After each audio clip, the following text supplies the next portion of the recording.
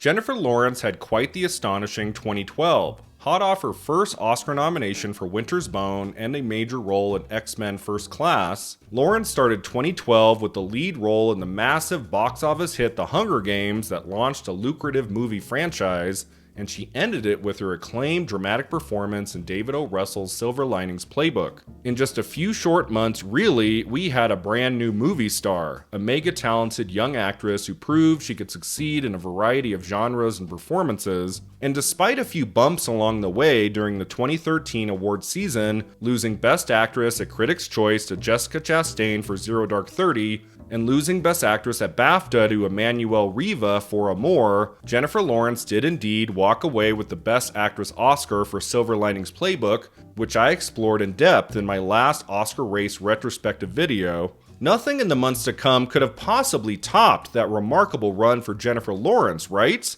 One would think, but as we came to find out, Lawrence was just getting started. The Hunger Games Catching Fire, my personal favorite film in the franchise, became an even bigger hit than the first installment when it hit theaters in November, and then a few weeks later came David O. Russell's latest, a period film with an astounding ensemble cast, including Amy Adams, Christian Bale, Bradley Cooper, Jeremy Renner, and yes, Jennifer Lawrence. This was a fairly small supporting role for Lawrence this time. She wasn't the whole show, but she proved in American Hustle how much of a standout she can be in a large group of powerhouse actors. And wouldn't you know it, during the 2014 award season, Lawrence was right back in the game. Even with her Oscar win for Silver Linings Playbook fresh in everyone's minds, she did become a strong contender to win her second Academy Award in just 2 years for another David O. Russell movie after taking the Best Supporting Actress prizes at the Golden Globe Awards and the BAFTA Awards.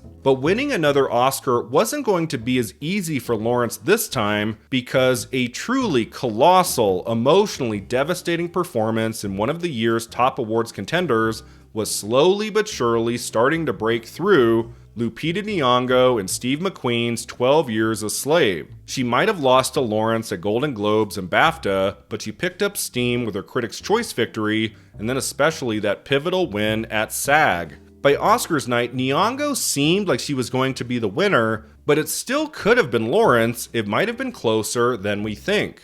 What are the main reasons Lupita Nyong'o won the Best Supporting Actress Oscar for 12 Years a Slave? Who else was in the category that year, and how close did Jennifer Lawrence come to taking the gold trophy instead? My name is Brian Rowe, this is the Awards Contender, and in today's video we're talking Lupita Nyong'o versus Jennifer Lawrence, Best Supporting Actress 2014. Now before we dig into the category, let's explore the 86th Academy Awards. This year's ceremony took place March 2nd, 2014, and marked Ellen DeGeneres' second and to date final time as host. Yes, this was the night of the selfie that broke the internet.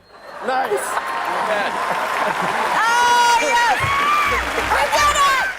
This was also a night where the winners in most of the top categories were foregone conclusions. Best Supporting Actor was always going to Jared Leto for Dallas Buyers Club after he swept the season. Same for Matthew McConaughey and Best Actor, also for Dallas Buyers Club. And of course, Cate Blanchett in Best Actress for her all-timer performance in Blue Jasmine. I know there's not much to say about this year's Best Actress race, but as a huge fan of Sandra Bullock and Cate Blanchett and Amy Adams and Meryl Streep and Judi Dench, I made a video about it anyway, and it's coming to the channel soon. So outside of Best Supporting Actress, the only other unpredictable top category, except for maybe Best Original Screenplay, which rightfully went to Spike Jonze for Her, was Best Picture. All season, 12 Years a Slave was in the lead, winning Best Picture at Golden Globes, Critics' Choice, and BAFTA, but it lost to American Hustle and SAG Ensemble, and Gravity was nipping at its heels.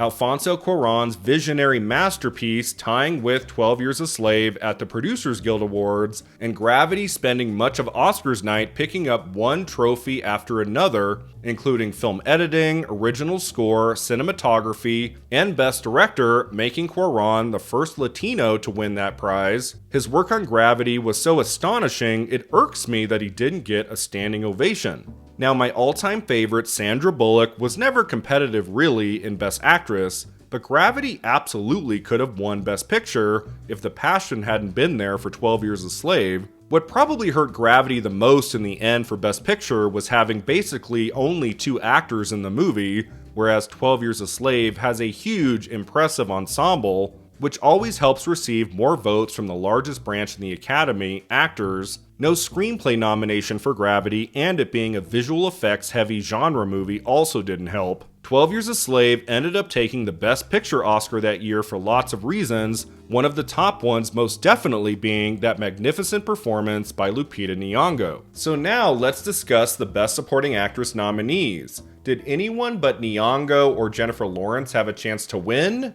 Let's start with Sally Hawkins, who received her first Oscar nomination that year for Blue Jasmine, where she more than held her own as the witty, opinionated Ginger up against Cate Blanchett's mentally unstable socialite Jasmine. I'm living like this because you married the biggest loser of all. Hawkins was probably in 5th place to win because she was left out of the category at both Critics' Choice and SAG, Oprah Winfrey taking her slot at those 2 ceremonies for Lee Daniels' The Butler. Remember that one? Yes, very likely the performance that just barely missed the cut for Best Supporting Actress at the Oscars was Winfrey. But all was not lost for Hawkins. She did get to see her co-star Blanchett take the Best Actress prize, and she would be back in just 4 years' time in the Best Actress category for her spectacular performance in The Shape of Water, which went on to win Best Director and Best Picture. Next up was Julia Roberts, who also very much held her own as the feisty and outspoken Barbara,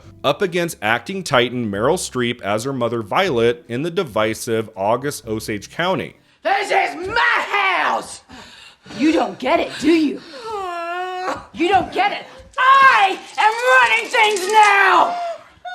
This marked Roberts' 4th and still to date final Oscar nomination after Steel Magnolias, Pretty Woman, and Erin Brockovich, her win of course coming for the latter film. Julia Roberts was very much just happy to be there at the Oscars for August Osage County, although she didn't miss at any major precursor ceremony along the way, and she's such a beloved, famous actress, I guess you could argue she might have been more in the mix for a win. I do think it's really cool that Roberts has received an Oscar nomination for a film every decade since the 1980s.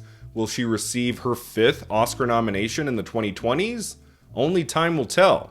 I think the person in 3rd place in Best Supporting Actress that year was June Squibb, who was an absolute riot as Kate, the wise and funny wife of Bruce Stern's Woody in Alexander Payne's Nebraska. He wanted in my pants too, but he was so boring. See what you could have had, Keith, if you hadn't talked about weed all the time?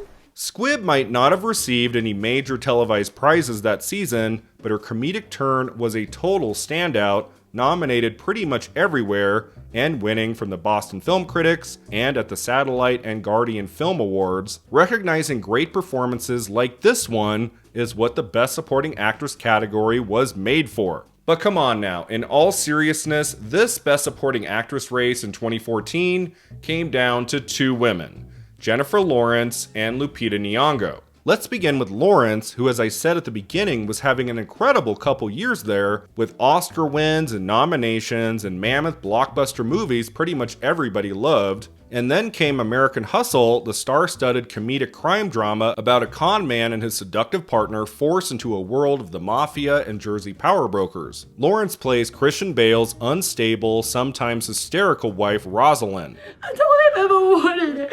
I just wanted to stay married and be to love me. And that's why I'm going to Miami. That's why I'm going to Miami with Pete. In American Hustle, Jennifer Lawrence took a character that could have been mostly forgettable and turns her into a hilarious scene-stealing menace, Lawrence blazing through the movie with her charisma and impeccable comic timing. It's a performance many people adored, and with American Hustle receiving an impressive 7 Golden Globe Award nominations at the beginning of the 2014 award season, it looked like Lawrence was going to dominate again, especially when she was named the winner of Best Supporting Actress in the very first award of the night. Thank you to my family and to my team, and I'm sorry I'm shaking so much. Don't ever do this again. It's so scary. Okay, thank you. American Hustle also went on to win Best Motion Picture Comedy or Musical and Best Actress in a Motion Picture Comedy or Musical for Amy Adams, so awards momentum started strong, and in the days that followed, the movie received an amazing 13 nominations at the Critics' Choice Awards, where it won 4 prizes, including Best Actress in a Comedy for Adams and Best Acting Ensemble. Weirdly, the first big stumble for the film occurred at SAG, where it only got 2 nominations, Supporting Actress for Lawrence and Cast in a Motion Picture. But even with a lack of nominations there, no Amy Adams, no Christian Bale, American Hustle still took the top prize of Best Cast over August Osage County, Dallas Buyers Club, Lee Daniels The Butler, and 12 Years a Slave. All right. It really just felt like one seamless kind of Cooper. One more win for Lawrence, something she wasn't able to achieve the year before for Silver Linings Playbook. At BAFTA, which occurred a whole month after SAG that year in mid-February, Lawrence took the Best Supporting Actress prize. She wasn't at the ceremony that night. I think she was filming The Hunger Games, so her director David O. Russell accepted on her behalf. So yeah, Golden Globes and BAFTA, those were 2 big wins in a category that could have gone in Lawrence's direction at the Oscars, but ultimately I think that BAFTA win might have been too little too late. Because the performance that by mid-February had continued to pick up steam and was 100% going into Oscars night the frontrunner was Lupita Nyong'o in 12 Years a Slave as Patsy, the top cotton picker to her abusive and sadistic plantation owner Edwin, played by Michael Fassbender. Many of Nyong'o's scenes in this film are horrific, brutal, hard to watch, and her heartbreaking performance quickly became one for the ages. 500 pounds of cotton, day in, day out, more than any man here. And for that I will be clean. That's all I ask. Raised in Kenya from the age of 3, Lupita Nyong'o got her start in Hollywood as a production assistant, and then she starred in the Kenya television series Shuga from 2009 to 2012. After graduating from the Yale School of Drama, she was given her first feature film role as Patsy in 12 Years a Slave, based on the life of Solomon Northup, played by Chiwetel Ejiofor, a free-born African-American who was kidnapped and sold into slavery. Yep, if you can believe it, this was Nyong'o's feature film debut, and what a memorable one it is. It does kind of shock me, to be honest, that Nyong'o did not win at the Golden Globe Awards for that remarkable performance, but thankfully awards voters started thinking more clearly because she went on to win at the Critics' Choice Awards and then shortly thereafter at the Screen Actors Guild Awards. Despite Nyong'o losing at BAFTA, she just ultimately seemed the clear favorite in the category that season, especially with that crucial SAG win, victories at Critics' Choice and the Film Independent Spirit Awards, and with dozens of well-deserved critics prizes for her performance. Sure, there was still a chance for Jennifer Lawrence to win the Oscar in the end, but I'm pretty sure Lawrence herself breathed a huge sigh of relief when Christoph Waltz, the previous year's winner for Best Supporting Actor, opened the Best Supporting Actress envelope and said this: Lupita Nyong'o. So how did she do it? How did Lupita Nyong'o win her Academy Award for 12 Years a Slave over Jennifer Lawrence for American Hustle? Here are the top 5 reasons. The first reason is Nyong'o won everywhere she needed to, especially SAG, back when a win there was much more important, I would say, than BAFTA. These days, as we learned with Emma Stone, you can win at BAFTA, lose at SAG, and then still win the Oscar. But a decade ago, it was much more common to win at SAG before winning the Oscar, because SAG often showed up much earlier in the award season, while BAFTA came much later, often after most Academy voters had already made up their minds. Look at the year before, when Jennifer Lawrence lost BAFTA to Emmanuel Riva, but won at SAG on her way to her Oscar victory. Nyong'o's win at SAG in mid-January was the essential step she needed to win at the Academy Awards in early March. My dad, I called him, he was the first person I called when I got this role. And I said to him, "Daddy, do you know Brad Pitt? I'm going to be in a movie with him." And he said, "I don't know him personally, but I'm glad you got a job." So am I. The second reason is that 12 Years a Slave was the frontrunner that year all season long in the Best Picture category, which always helps when you're competitive in an acting category. If 12 Years a Slave hadn't been doing as well, let's say it wasn't competitive in Best Picture, and Nyong'o had been one of the very few nominations overall for the movie, her Oscar victory wouldn't have been as easy. But 12 Years a Slave receiving a whopping 9 Oscar nominations meant everybody was going to be watching and judging her movie, and then it winning Best Picture all over the place too, including at the Oscars over 8 other films, helped ensure Nyong'o's victory in Best Supporting Actress.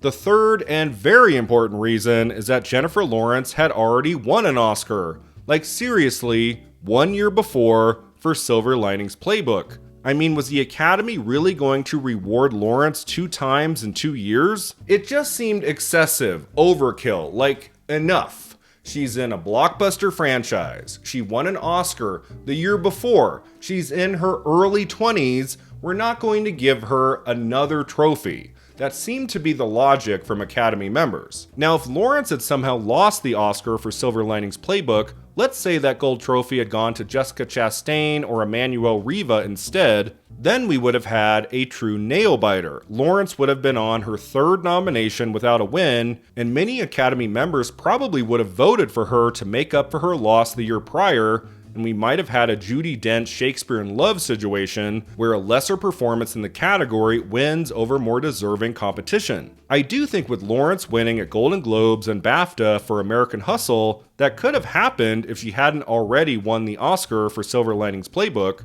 but she had won, of course, and so Nyong'o's path to victory became a lot wider going into the night. So there's a picture of you and Jennifer Lawrence backstage fighting over Oscars or something. What was happening there? Well, she tried to take my Oscar, and I said, hell no. Yeah. The fourth reason is that as memorable as Lawrence's performance is in American Hustle, enough Academy voters might have looked at the role as a comedic one, which is always difficult to win, especially up against the kind of bravura dramatic performance Lupita Nyong'o gives in 12 Years a Slave. When I think about Lawrence in American Hustle now, it's that scene with the microwave I go to first, and moments like that one aren't going to necessarily win someone an Academy Award, although I will always celebrate both wins and nominations for comedic performances at the Oscars. Academy members rightfully this time went with the incredible dramatic performance. As of course they should have, because the fifth and final reason is that Lupita Nyong'o in 12 Years a Slave just couldn't be ignored. Let's face it, somebody from this terrific film needed to be recognized in the acting categories, and Lupita Nyong'o was the obvious choice. She was an acting newcomer, something the Academy has proven they love to reward in the supporting categories, and her impressive, towering performance was just too good to pass up. Nobody walking out of that theater could easily forget Nyong'o's performance in 12 Years a Slave, and so, at the end of the day, I do think Lupita Nyong'o was always winning that Best Supporting Actress trophy, despite the competition from Jennifer Lawrence. Here is my favorite part of her speech. When I look down at this golden statue, may it remind me and every little child that no matter where you're from, your dreams are valid. Thank you.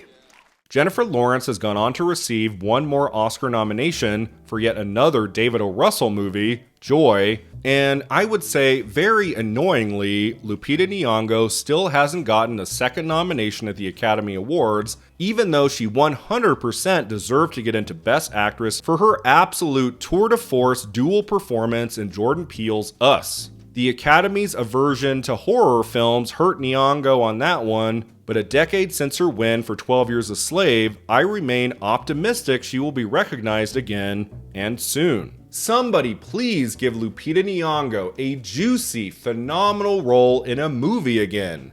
Lead or supporting, comedic or dramatic, doesn't matter to me, just something that will bring Nyong'o back to the Academy Awards as a nominee once again. Thanks so much for watching and subscribing, and let me know in the comments below what was your favorite performance in the Best Supporting Actress category at the Oscars in early 2014, and we'll see you next time at the Awards Contender.